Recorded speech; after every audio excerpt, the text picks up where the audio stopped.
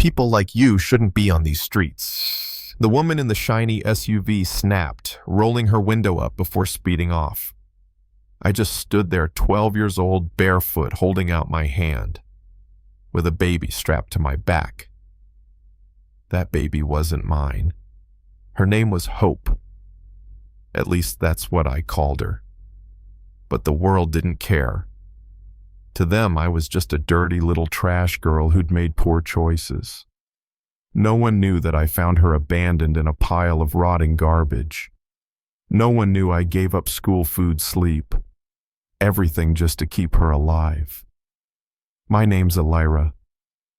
And if you think this is one of those fairy tales where a poor girl becomes a princess overnight, think again. This story, this storm, it started in the dump. I grew up in the Swallows, a place the city forgot. Tin roofs that clattered when the wind blew too hard. Walls made of plywood and plastic bags. When it rained, the water came down like it had a personal grudge. My mom and I slept on a mat that felt more like a sponge, soaked and smelling like mildew. But what hurt worse than the rats or the cold? The silence where my father's voice should have been. He left when I was 2. No goodbye, no money, no memory. Just my mother's broken prayers and my questions that always got the same tired answer. Maybe he died, Elira. Maybe God took him. So we survived. Barely. Mom picked trash to buy food and pay my school fees. I studied hard. I wanted to become a lawyer someday. Wanted to buy her a real house with walls that didn't bleed when it rained. But fate has its own plans. One morning, Mom stepped on a rusty nail while scavenging at the dump. She thought it was nothing, but by the end of the week, she couldn't walk. Her legs swelled up burning hot to the touch. We needed medicine, but medicine needed money, and we had neither. So I became her. I picked up the sack and walked to the same dump where she got hurt. 12 years old, digging through flies glass and other people's shame. And I would have done it every day until my hands bled if it meant Mom could walk again. But then, that cry. That night I was heading back with a half bag of bottles when I heard it soft broken like a whisper fighting to survive. At first I thought it was a cat, but no. It was sharper, sadder. I dropped my sack and ran toward the sound heart, thudding like a drum. And there she was, wrapped in a filthy rag skin, pale lips trembling.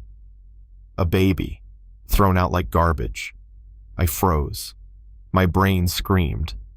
Elira, you can't take care of a baby. You can't even feed yourself. But my heart leaned in. I wrapped her in my scarf and whispered, "Don't cry. You're safe now." That night, Mom stared at the baby in disbelief. Lord have mercy. A whole child thrown away like trash, she muttered. What do we do? I asked. Should we tell the police? She shook her head. They'll ask questions we can't answer. God let you find her. That means she's our responsibility now. I nodded slowly. Then she's my sister. We named her Hope, because in that swamp of despair, she was the first spark of light I'd felt in years. But raising a baby when you're broke, that's not parenting, it's war. The next morning, Hope cried like her lungs were on fire. Mom checked her and said softly, "She's hungry. We had no milk, no formula, not even bread." I ran from shack to shack begging. Most people shut their doors. One woman hissed, "You can't even feed yourself, Elira. Return that child before she dies in your arms." But one old woman handed me a tiny bowl of pap mixed with powdered milk. "It's not much," she said, "but it should help her tonight." I spoon-fed Hope slowly, my hand shaking with every drop. She finally drifted to sleep, and I realized something terrifying.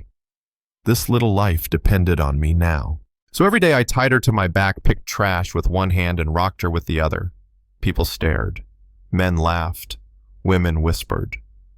Look at her barefoot and pretending to be a mother. Must be her child. These poor girls start early. Their words stung, but I kept walking. I had to.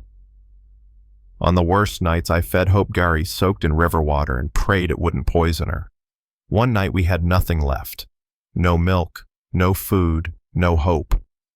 Hope cried non-stop, her tiny body shaking from hunger. I ran outside, stood by the roadside, held out my hand to strangers. Please, I begged, my baby's starving. Most ignored me. One man spit near my feet. But then an old man in a faded cap dropped a few crumpled bills in my palm. God sees you, child, he said. Don't give up. I didn't. And the very next day, Destiny came riding in black SUVs. I was standing near the city gate, sweaty, exhausted, begging when the convoy pulled up. People scattered. I didn't move. I couldn't. Hope was crying again. Inside one of those SUVs sat a man, cold eyes, stiff jaw, but something in him broke when he saw us. His window rolled down. He leaned forward. His eyes locked on the necklace around Hope's neck. His whole face changed. He shouted, "Stop the car!" Guards jumped out, scanning the area like there was a threat, but his eyes were on me. He stepped out. Tall, sharp suit, expensive shoes. I froze. "Where did you get this child?" he demanded, voice shaking. "She's mine now," I whispered, stepping back. "Don't take her from me." He pointed at the necklace.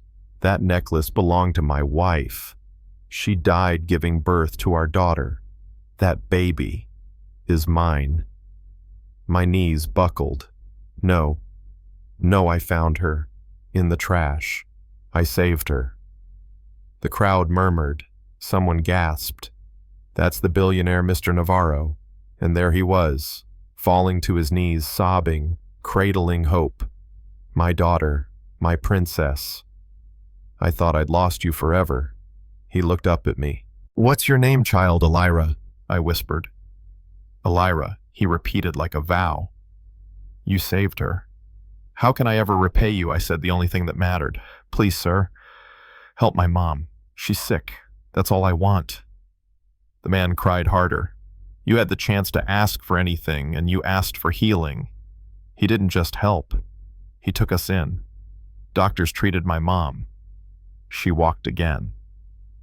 He moved us into a real house walls that didn't leak beds, that didn't sink a fridge filled with food I'd never tasted before.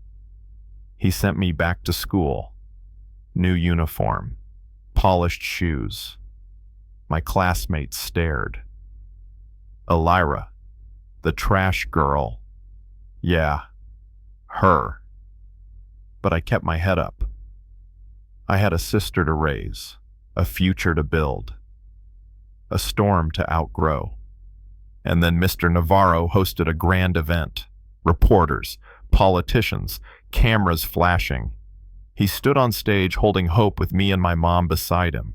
He spoke to the crowd.